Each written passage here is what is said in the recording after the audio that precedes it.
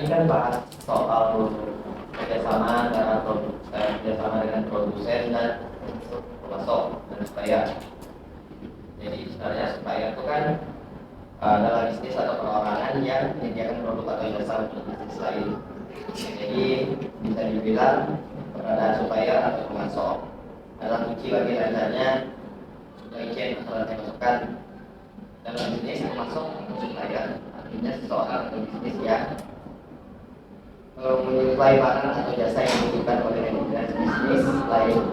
Karena itu, supplier atau pemasok merupakan bagian dari rantai pasokan yang menyediakan nilai massal dari produk tertentu.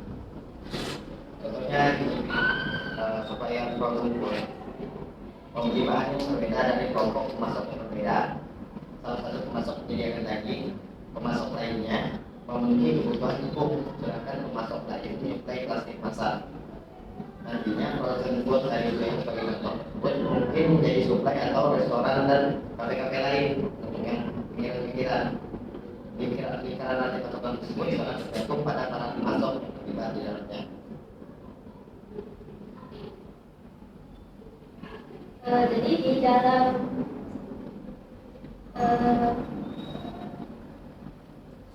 supply chain terdapat pentingnya peran supplier, yaitu supplier mempunyai peran penting dalam setiap tahap di siklus sebuah produk.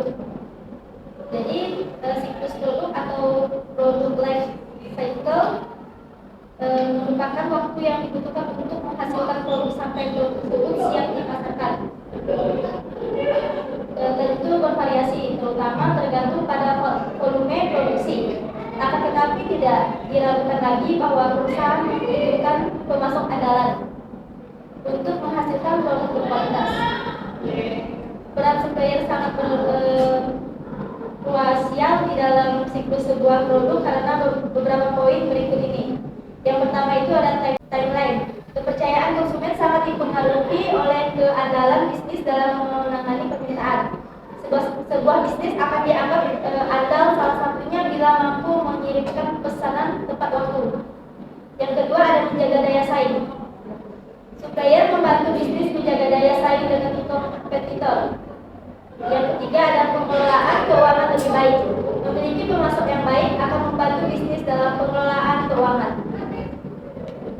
Baik, dalam supply chain manajemen itu ada tugas supplier. Lantaran memiliki peran yang cukup penting dalam bidang pengadaan barang atau jasa. Tugas supplier bisa digolongkan menjadi yang pertama yaitu memastikan ketersediaan bahan baku. Yang kedua menjaga proses produksi bahan baku. Yang ketiga mengontrol kualitas bahan baku. Yang keempat mengatur penyimpanan bahan baku. Yang kelima mengatur proses pengiriman bahan baku. Dan yang keenam memastikan bahan telah diterima dengan baik oleh produsen. Jenis dan contoh supplier. Jika dilihat proses produksi terdapat dua jenis supplier, yaitu pemasok barang dan pemasok jasa.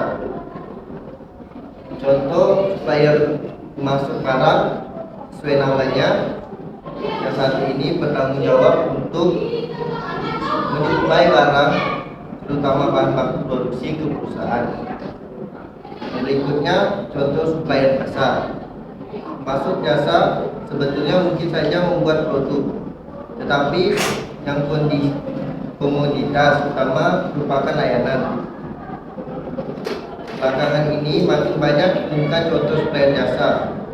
Sebut saja penyediaan jasa aplikasi online atau POS, sistem atau aplikasi akuntansi. Dalam melakukan kerjasama dengan supplier, kita harus tahu kriteria supplier yang baik. Pertama, yaitu bertanggung jawab penuh atas pasokan. Jika barang yang dikirim bermasalah, pemasok yang baik menjadi pihak pertama yang menyelesaikan persoalan tersebut tanpa mengganggu produktivitas klien.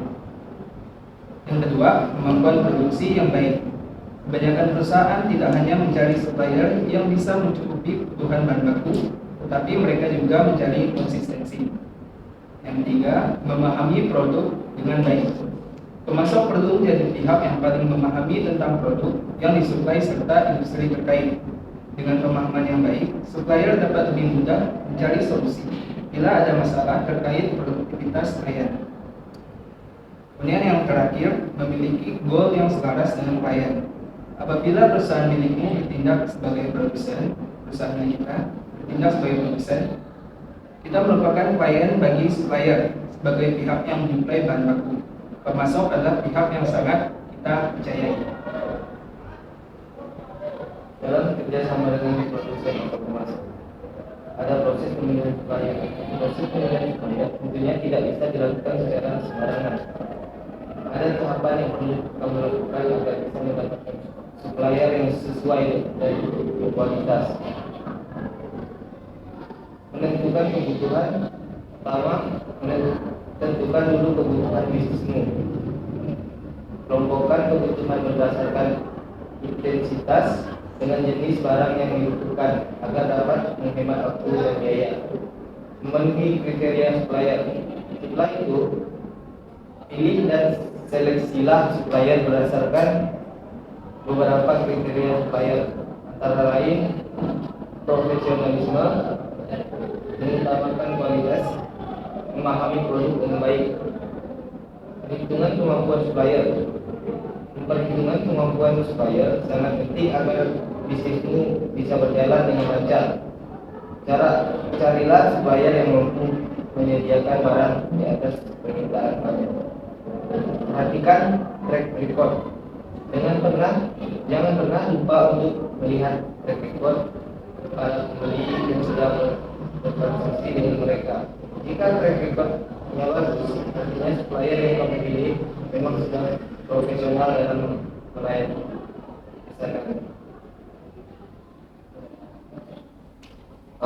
Oke, terima kasih ya kawan-kawan untuk diskusi kita hari ini.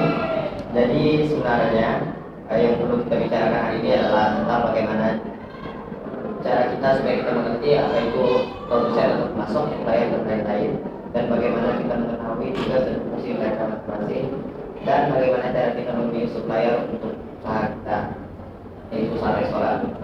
Jadi mungkin sudah cukup yang sudah teman-teman sampaikan semuanya. Saya ucapkan terima kasih.